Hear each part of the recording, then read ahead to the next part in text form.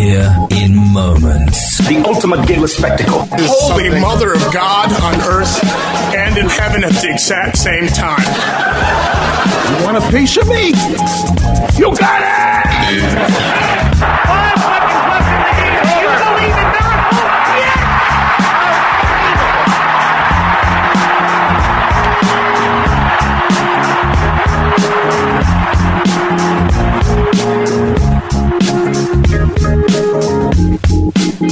Good morning, everybody. It's yours truly, Dan Adams, a.k.a. the Soulful-Conservative. It is Monday morning, President's Day. My kids have off. Do yours? I posed that question last night on social media and got a lot of responses of no. And I also asked, did they have this day off when they were in school? And I got a mixed bag in regards to that. And I'm trying to think back when I was in school. A lot of people had 2 days off, basically, because of they had the presidents, Washington and Lincoln. They had them on 2 different days, but then they combined them, I guess, in order to make room for MLK Day in January, which I don't understand. I guess they don't want to have too many days off with that teachers union, you know what I mean? But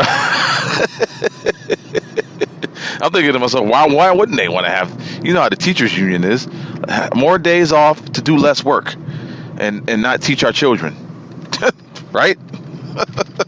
Well, ladies and gentlemen, this is the morning edition of the Dan Adams Show. Thank you for tuning in, listening, sharing, downloading, and letting the world know that yours truly is trying to get the message out, trying to get the information out to you and yours, and to those who may not know me and may not have any inkling of who I am. I am a conservative. I am a Christian. I am an American. And not in that order, but the order is this. I am a Christian, first and foremost, and giving honor to God and to my Lord and Savior Jesus Christ. Secondly, ladies and gentlemen, and always, I'm a husband and father to my family. Third, I'm an American. Was born and raised here in America, ladies and gentlemen. Born and raised here in America. So if you want to give me any kind of hyphenation, because I'm not African American, please. You can call me black, got no issue with that. But if you want to call me anything that's hyphenated, call me a Christian American. Hyphenated. Because that's who I am. And for those out there that have an issue with us out here on the right, who kind of, I guess, don't put their skin tone, their ethnic background and ethnicity as the number one thing that controls, that dictates, that is the end-all be-all in regards to their lives, then there's nothing that I can say or do in regards to trying to make you understand why we feel this way and why our mental makeup is the way it is in regards to this. And I don't mean to go off on a tangent. This is not one of the topics I wanted to talk about. But as thoughts starting to simmer in my head, this is one of them. Yes, in society, I am viewed as a black man. In some circles, an African American. Which I am not. I was not born in Africa. I was born in America. But anywho, my mom and dad was born in America. Anywho, my grandparents were born in America. But anywho, you get where I'm going with that. Me being a quote-unquote black man in America has its advantages and disadvantages in regards to who you talk to and who you may have a conversation with. Now, ladies and gentlemen, I can't control how anyone thinks. I can't control how I am perceived. So the things that are out of my control, they are so low on my totem pole, it's unbelievable, ladies and gentlemen. And a lot of people can't understand and fathom that. But yes, me being black in America, and in the world for that matter, being viewed as a black man, I do not, will not, ever put myself in a situation where I am going to pigeonhole myself. I am going to let myself be, I guess, marketed in a way that is not who I am. I am not going to allow those on the left, ladies and gentlemen, those on the left who scream racism at every turn, just because whatever, I guess, community outreach they are trying to, I guess, throw in our faces, and we push back, we disagree, and we don't allow that outreach to infiltrate us as human beings and within our families and our communities, not theirs,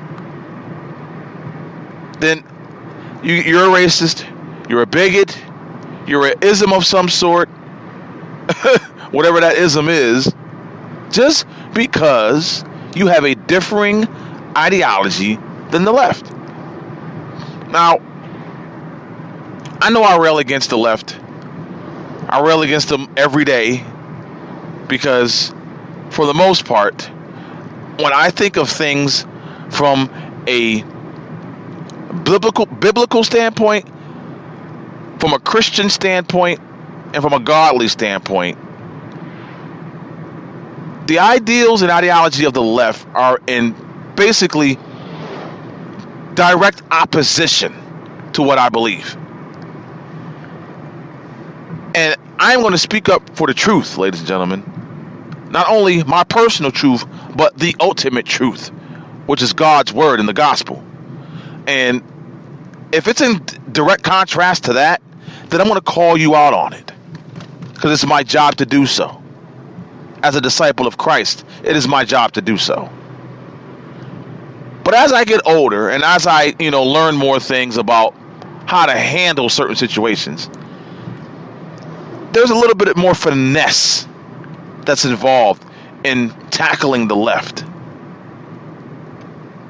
There has to be a little bit more, I guess, not restraint, but a controlled activism. I guess a controlled anger. I guess the word I'm trying to get to is a wherewithal of knowing. Let's put it that way. Yeah, that's a good phrase. A wherewithal of knowing how to combat leftism and liberalism without leaving yourself open to where you can't leave that one little nugget of information, that one little nugget of optimism, that one little nugget of education that will sway an individual who may be entrenched in leftist liberalism, who don't even want to have a conversation because all that comes from them is anger and hatred. A civil conversation cannot be had when that kind of anger and hatred is being spewed from someone. When name calling, when outright lying about someone's character is being exhibited from a leftist liberal, sometimes you just want to tune these people out and say, you know what? We're going to agree to disagree on this one. God bless you. I'm out. And that happens to me on an occasion, especially when it gets to the point where the person is not even either listening or reading what I'm saying or writing. When that person has just totally disregarded me as a human being and as an individual, and that has happened on occasion. So you just got to either, if you're in it to win it, then keep fighting. But if it gets to the point where the sounding board and the soundproof room that you're in does not allow any type of audible or written feedback, then you just got to move on. You just got to, pray for that individual, definitely. And people always look at me sideways or hit me back with a comment as to, really, you pray for this? Yes, I do. As much as we feel these people are lost, we still have to pray for them, ladies and gentlemen, because it's what God and what Jesus wants us to do. So be upset in regards to what they are trying to put out in regards to their ideology. Be upset about it. Be mad about it to a certain degree. Don't let it consume you, because that's not how God rolls. That's not how Jesus rolls. Yes, righteous indignation can be used at times,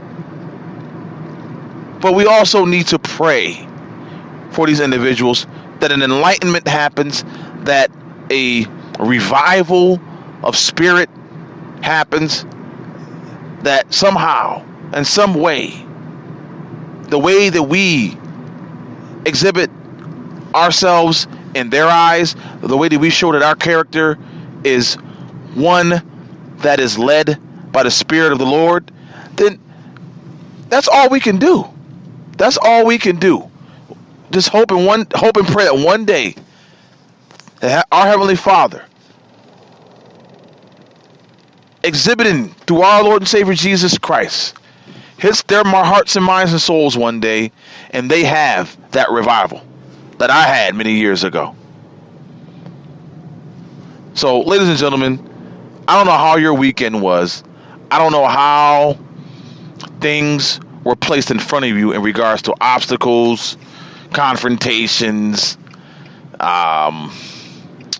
unneeded nonsense. I know that I had a wonderful weekend, even though, things didn't go right in regards to meeting up with the musicians last night for a jam session. We had a couple people. Well, one person was sick. One person was coming back from being sick. And I'm thinking to myself, I have to be somewhere on Wednesday. I'm driving somewhere on Wednesday and we'll be gone until Sunday.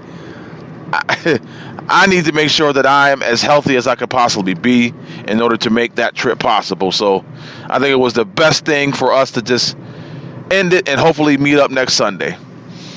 For all of you, I guess, sports fans out there who are NBA basketball fans, I don't know if you caught the NBA All-Star Weekend. I did not catch the slam dunk contest. Maybe caught about 5 minutes of the All-Star game, and there was a lot of empty seats at that game, ladies and gentlemen. And I caught maybe a couple minutes of the NBA three-point contest.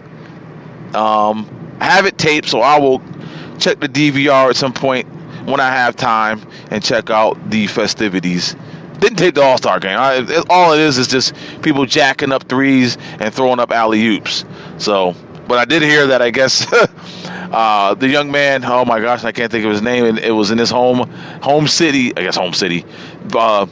his team city of New Orleans.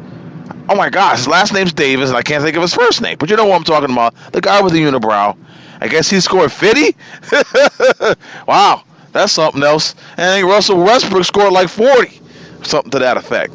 Wow. So it must have been a whole bunch of cherry picking, as I said, and a lot of three-pointers thrown up. I guess the final score was like 182 to 172 or something like that. It's crazy. So, ladies and gentlemen, as I'm about to end this particular morning edition of the Dan Adams Show here on Spreaker, because I want to go ahead and play in its entirety, ladies and gentlemen, the interview with Chris Wallace and Reince Preibus. A lot of differing opinions in regards to who came out on top of this one. But you go ahead and listen to this, ladies and gentlemen. Listen to this contentious interview, and you let me know in the comment section of this broadcast who won and who came out on top. Thank you for listening. This is yours truly, Dan Adams, a.k.a. the soulful conservative, the prosecutor, and the DA.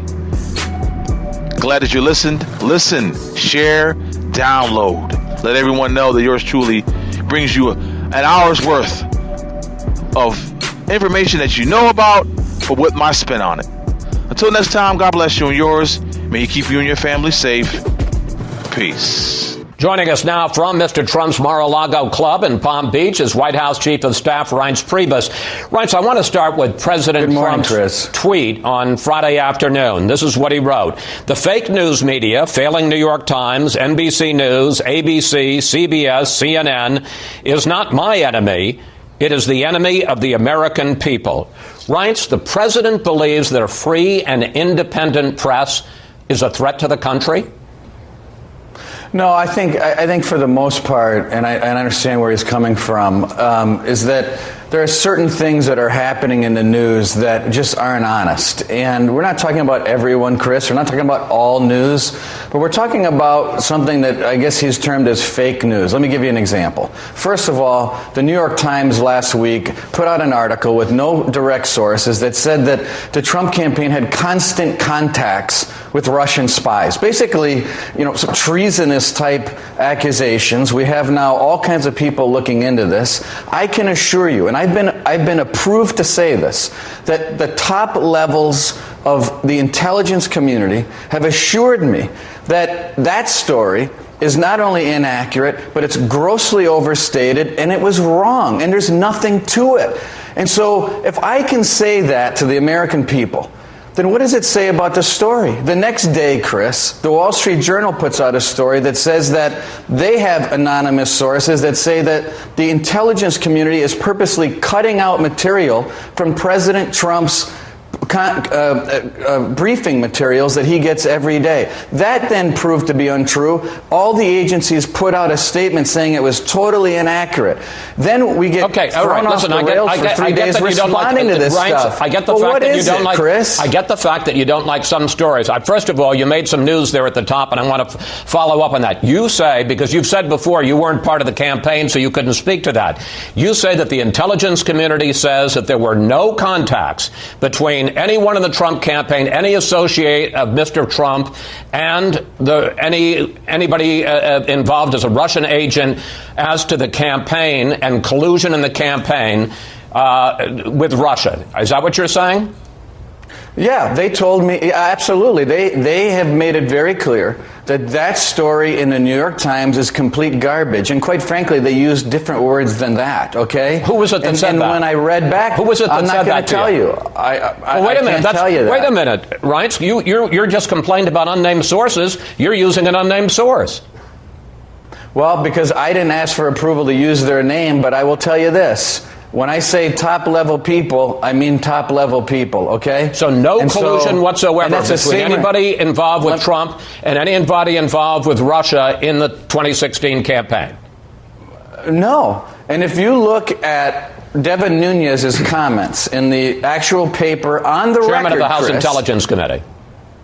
He was briefed by the FBI, and what did he do? He turned around and went on the record and said that this story is complete garbage. Okay, but here's the problem. Here we are.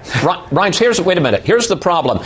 I don't have any problem with you complaining about an individual story. We sometimes get it wrong. You guys sometimes get it wrong. I don't have any problem with you complaining about bias, but you went a lot further than that, or the president went a lot further than that. He said that the fake media, not certain stories, the fake media are an enemy to the country. We don't have a state-run media in this country. That's what they have in dictatorships.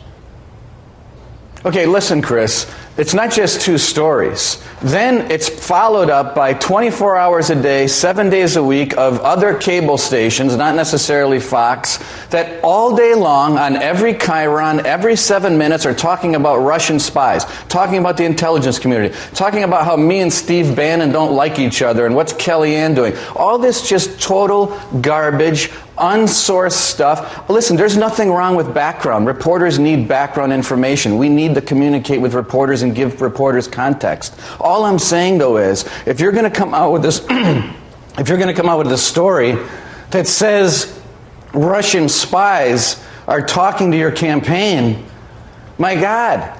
I mean, I think you should, in some cases, or in most cases, actually have a named source. Look what we've done. We've repealed TPP. We have signed a coal bill to save the coal industry. We named Neil Gorsuch. We put an executive order in to deregulate the federal government. All of that. There's so many things I can talk about. Wait a minute. We and all of the other cable channels had covered live the announcement of Neil Gorsuch and covered live a lot of these other events. Covered live for an hour and 15 minutes. The president's news conference. Here's the problem: when the president says that we're the enemy of the American people. It makes it sound like if you're going against him, you're going against the country. Here's the problem, Chris. The problem is that you're right. Some of these things were covered. But you get about 10% coverage on the fact you had a very successful meeting with Bibi Netanyahu, the Prime Minister of the UK, the Prime Minister of Canada. We covered all of those news conferences live. Everybody did. Right, sure. Right. But then as soon as it was over, the next 20 hours is all about Russian spies. But you don't get to tell us what to do, right? Nothing's happening. You don't get to tell us what to do any more than Barack Obama did. Barack Obama whined about Fox News all the time, but I got to say, he never said that we were an enemy of the people. Let me tell you something. He said a lot of things about Fox News, Chris. I think you ought to go check the tape. He blamed you for a lot of things, and I'm surprised as someone from Fox that you'd forget all the shots that he took. No, he took the shots, and we didn't like him. Shots. And frankly, we don't like this either, because but he never went as far as President Trump has, and that's what's concerning, because it seems like he crosses a line when he talks about that we're an enemy of the people. That is concerning. I think you should be concerned. I think you should be concerned about mainstream news outlets that are acting like, Washington Daily gossip magazines instead of the way it used to be, where you'd get a few sources on the record. Yeah, you'll need some background, and maybe, yes, you'll need some anonymous sources. But to accuse an organization of being in constant contact with Russian spies is outrageous. And every day it's something different. It's some other source that is absolutely untrue. Instead of talking about the things that are going on. All right, can I ask you about we are doing every single day? I need to ask you another question about Russia, which you'll be delighted to answer. In his news conference this week, President Trump defended former National Security Advisor, now former, retired General Michael Flynn, and his phone call with the Russian ambassador. Here's the president. Mike was doing his job. He was calling countries and his counterparts. So it certainly would have been okay with me if he did it. I would have directed him to do it if I thought he wasn't doing it. I want to be precise here. The president doesn't think there's anything wrong with his pick, he wasn't then in office, for National Security Advisor calling the Russian ambassador to talk about we're going to review and perhaps lift sanctions precisely on the day that President Obama imposed those sanctions because Russia had interfered in the U.S. election. He doesn't think there's anything wrong with that? Well, I don't think there's anything, our legal department looked at this too. I don't think there's anything wrong with the subject of sanctions or new sanctions coming up. I don't think that in and of itself is wrong, and I think that's what the president is saying. I'm talking specifically about this phone call at this time. You've got President Obama, who was so outraged. I don't know why you're so because here. I mean, it's fine that you're so going bananas here, Chris. Look, I'm not going bananas. I'm asking you about the fact that it seems odd that the president of the United States, then Barack Obama, imposes sanctions because he says that Russia had interfered with, undermined our election, and you've got Mike Flynn calling the Russian ambassador and saying, well, don't worry about it, we'll review the sanctions. And you don't think there's anything wrong with that? Well, you don't know he said that. What the president is saying is that if the subject of the new sanctions came up, that in of itself is not a problem. I mean, how does, when you have a national security advisor that's calling 30 different leaders a day, there are a lot of topics of the day that come up. What are these people supposed to do? Well, why did the acting Attorney General Sally Yates warn the White House counsel, Don McGahn? And why was it called into a meeting and you were met with Bannon and the president? Why did all of that happen? Obviously, there was something troubling in that conversation. It happened because Sally Yates alerted and gave a heads up. It was later determined that there was no investigation ongoing. We looked at the matter. The legal department determined that There was nothing illegal that happened in the conversation, but then the issue turned to whether or not Michael Flynn was being honest and direct with the vice president, and ultimately the president determined that it was an unsustainable situation, and he asked for the resignation of Mike Flynn. I mean, Reince, that's what happened, and let me ask you about that timeline, if I might, because the acting attorney general notified the White House on January 26th about discrepancies between what Flynn had told Vice President Pence about the call and what transcripts showed Flynn had actually said. But while the president and Steve Bannon and you all knew, the vice president didn't find out till he read it in the paper on February 9th. Question: why didn't you, as chief of staff, tell the vice president over the course of 14 days? Well, look, here's what happened. Yates came in, gave a heads up to the White House counsel. White House counsel looked at the matter. The next day or the day after, the investigation was closed and no longer going on. Then the issue shifted to whether or not something was done that was wrong. The vice president was then looped in on the situation, and we talked to the vice president about whether or not Michael Flynn was being honest or not. The vice president knew that there was an FBI interview. And then ultimately we decided, after about 10 days, bringing the vice president in, that we decided that he wasn't being honest. That was the timeline. It happened very quickly, Chris. But the vice president says he didn't know for 14 days that he had been misled by Michael Flynn. No, the vice president knew that what the vice president didn't know, I believe, was that Sally Yates gave an initial heads up to Don McGahn. But once the next day came and that investigation was closed, Chris, that topic didn't come up again. This whole conversation shifted to whether or not Michael Flynn was honest with the vice president. He was then looped in on that conversation, and it was determined that he wasn't. Okay. That was it. Okay. One final question. We'll have a better conversation next time, Reince. The president is now trying to find a new national security advisor. In fact, he's interviewing a number of people today. At least two candidates, Bob Harward and David Petraeus, have reportedly been passed over because they wanted more control over how the National Security Council operates. Question: is the president insisting that a political operative, Steve Bannon, play a major role in national security, which appears to be a concern for some of these candidates? Yeah, no. The answer to that is no. And the answer to the first part of the question is, number one, the issue with Admiral Harward never came up. And we haven't really gone down the road with General Petraeus. But as to the staffing at the NSA, the new NSA director can do whatever that he or she wants to do with the staffing at the NSA. But when you said no, are you saying that Steve Bannon, the new NSA director, can say, I don't want Steve Bannon as a formal member of the National Security Council? The president has said very clearly that the new NSA director will have total and complete say over the makeup of the NSC and all of the components of the NSC. And there is no demand made by President Trump on any candidate for NSA director at all. So including getting Steve Bannon out. Because it's very unusual to have a political operative in that role. So those reports that you're citing, those are more fake news stories that are completely untrue. We've never put demands on an incoming NSA director. The NSA director can do whatever he or she wants to do with the NSC and the makeup of the NSC. And the president has been very clear on that topic. And again, here we go, talking about more news articles that are not based on fact. But you know what I did, Reince? But our word doesn't matter. I asked you about it, and that's how good reporters find out whether or not something's true. Well, you're a good reporter, because you're a good reporter. Reince, thank you. Thanks for your time today. Always good to talk with you, sir. All right, thank you. This poem is for the woman I love. I knew not what love was till you awoke within my heart.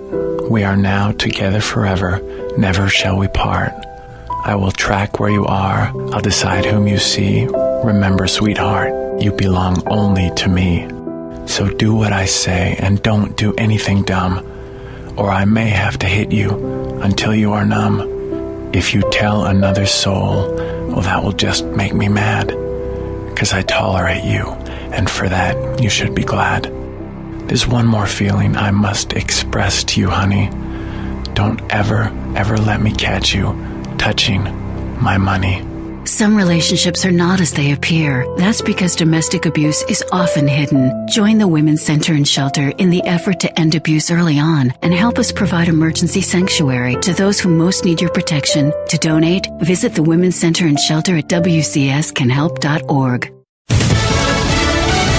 Fox News Radio, I'm Lisa Brady. Vice President Mike Pence vowing to hold Russia accountable at an EU meeting in Brussels. In the wake of Russian efforts to redraw international borders by force, we will continue to support efforts in Poland and the Baltic states through NATO's Enhanced Forward Presence initiative. Also pledging a continued commitment to the European Union and to NATO, though mixing that reassurance with another call for NATO allies to live up to their commitments, covering more of the cost.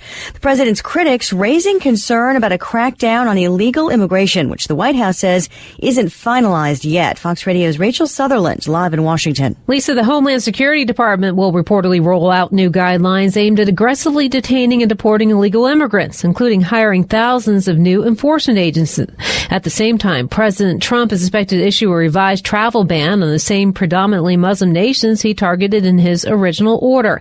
New York Republican Congressman Peter King called the 7 nations the terror hotbeds of the world. It's essential that we get better vetting, that we do put a pause on immigration from those countries. The president's new order, which is expected to also face legal challenges, would reportedly exempt green card and visa holders and those with dual citizenship. Lisa? Rachel, the San Antonio area recovering from a possible tornado overnight. No serious injuries reported, but as many as 150 buildings damaged, and severe weather isn't finished with Texas. Stretching all the way down from the Mexican border, Brownsville, all the way up into Omaha. So the real highlight here, Austin into Dallas, that's going to be something we're continuing to watch for the rest of today. Fox meteorologist Adam Klotz. This as Northern California braces for more possible flooding from continued heavy rain. L.A. drivers spending an average of 104 hours sitting in traffic last year. A transportation analytics firm, INRIX, puts Moscow number 2 for the worst traffic jams, New York number 3. Fox News Radio, fair and balanced. Just days after touting a broader effort for peace in the Middle East during a White House news conference, President Trump, the Israeli Prime Minister, is rejecting a regional peace deal discussed in the previous administration. Fox Radio's Jessica Gallagher is live on our Middle East Bureau. Lisa, according to 2 former Obama administration officials, former Secretary of State John Kerry proposed regional recognition of Israel as a Jewish state and renewal of peace talks with the Palestinians with support of Arab countries. The proposal coming during a secret summit between Jordan's King Abdullah and Egyptian President Abdel Fattah el-Sisi last February in the Jordanian port city of Aqaba. Netanyahu rejecting the idea, which would have required Israel to pull out of occupied lands. The prime minister said he didn't have enough support in his coalition. The refusal surfacing after Netanyahu and President Trump met and discussed the possibility of a peace deal with new Arab partners. Lisa. Thanks, Jessica. Meantime, the president clarifying comments made about Sweden during a weekend rally. President Trump's Florida rally focused in part on his controversial immigration moratorium, mentioning issues with refugees who are not vetted. You look at what's happening last night in Sweden. Meaning Friday night, but no incidents were recorded in Sweden, and even the Swedish Prime Minister was wondering what the president meant. Republicans on Sunday talk shows were grilled. Senator Rand Paul on ABC's This Week. There was a New Year's Eve altercation, I think a year ago, where there was quite a few things that were happening that did involve refugee populations, and I believe that was in Sweden. The president took to Twitter Sunday to say he was referring to a news report on a refugee-involved crime spike in Sweden. Fox Radio's Eben Brown. Democrats choose a new party chair later this week. Minnesota Congressman Keith Ellison and former Labor Secretary Tom Perez, the 2 frontrunners out of 10 candidates. It takes 224 votes out of 447 DNC members to win. I'm Lisa Brady, Fox News Radio.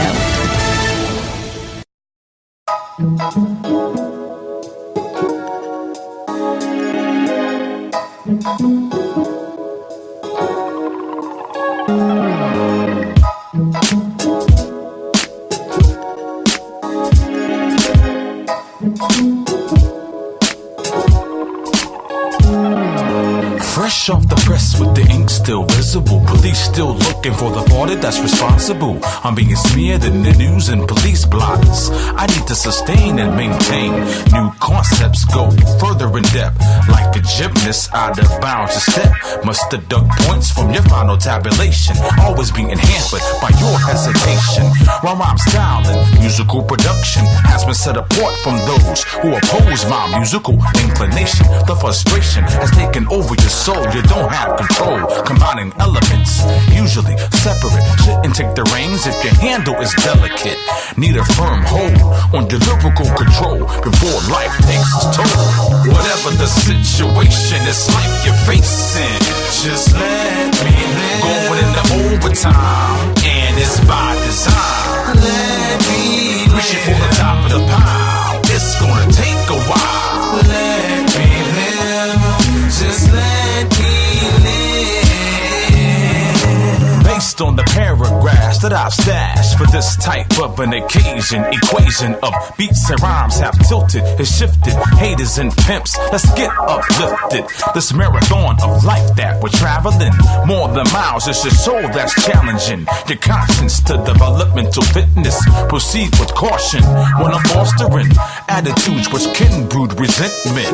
Never deal with artificial with the permanent structure that's in place. You disgrace the monarchy of hip-hop. You can't waste all your time and energy displacing the ministry I set forth. Put out the torch, time to regain that momentum. Lot of souls to reach, here's the rhythm. Whatever the situation is life you're facing, just let me live. Going into overtime, and it's by design. Let me live. Reaching for the top of the pile, it's gonna take a while. Let me live. Just let me live. You must be prepared for this rugged terrain. Somewhat confused, let me explain. In order to maintain a proper perspective, you must remain cool, calm and collected. Behavior always respectful and non-confrontational leads to my musical intuition based on precision. Placement of my best compositions won't relinquish this position. Days and amazed by this transformation. This illustration, colorful and vibrant, an extension that I forgot to mention. Relieving tension that's stress-induced, bringing relief from the songs I produce. I must release my faith and positivity, bridge the gap with multiple contact. Whatever the situation is life you're facing, just let me live. Going into overtime, and it's by design.